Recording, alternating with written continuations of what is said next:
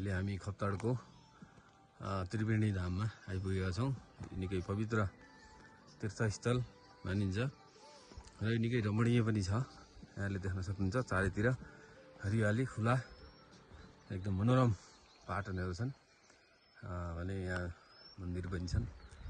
यसैगरी सफा स्वच्छ पानी बगिरहेको यहाँले देख्न सक्नुहुन्छ र यो त्रिवेणी धाम खप्तड त्रिवेणी धाम मन्दिरको दर्शन गर्नुहोस् र यहाँले पनि पुण्य प्राप्त गर्नुहोस् र यो रमणीय दृश्यको यहाँले भरपुर आनन्द लिनुहोस्।